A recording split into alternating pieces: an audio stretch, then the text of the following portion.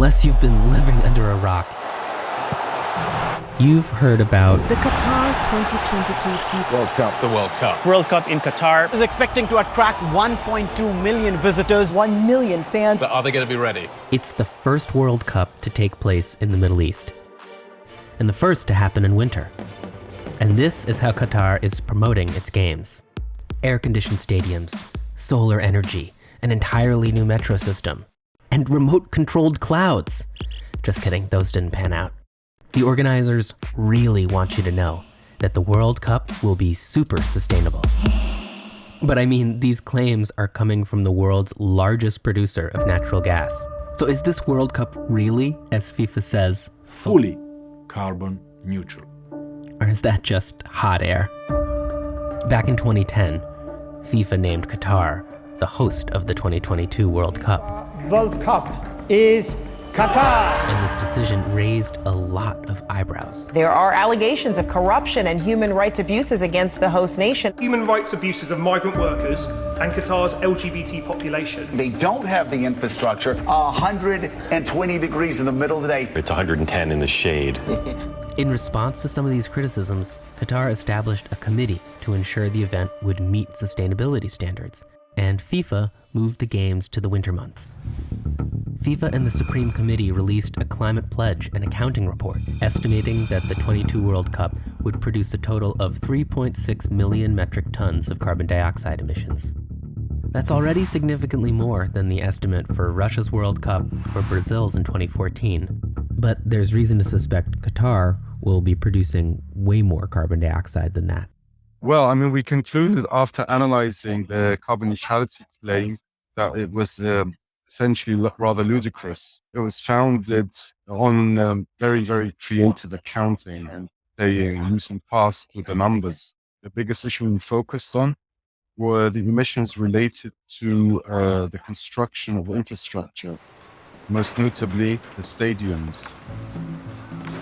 You might wonder what a country the size of Connecticut ultimately plans to do with 8 fully equipped stadiums, as history provides plenty of examples of dead arenas. But organizers claim that this concentration is a good thing, that it will limit emissions from air travel. But tiny Qatar lacks accommodations for the estimated 1.2 million fans that the World Cup will bring in. Qatar has a little over 30,000 hotel rooms, out of which 80% have been booked by FIFA for officials and football teams. So the country has chartered 2 cruise ships to hold people, built fan villages made up of thousands of temporary cabins in the desert, and announced plans for shuttle planes that will fly people in from neighboring countries. They built all these stadiums very close together in order to reduce the amount of travel.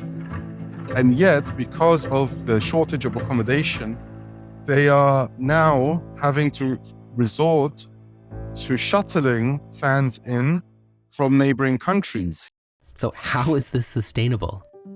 Qatar and FIFA claim that they will achieve net zero emissions by using carbon offsets. These are investments that lower the amount of carbon dioxide in the atmosphere eventually, like planting trees or building renewable energy.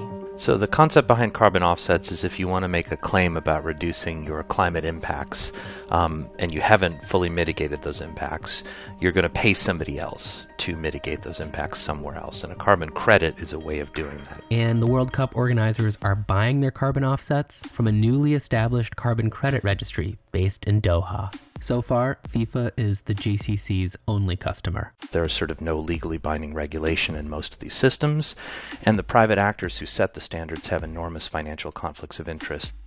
This particular registry, called the Global Carbon Council, is recycling methodologies developed by other programs and standards that have been widely discredited.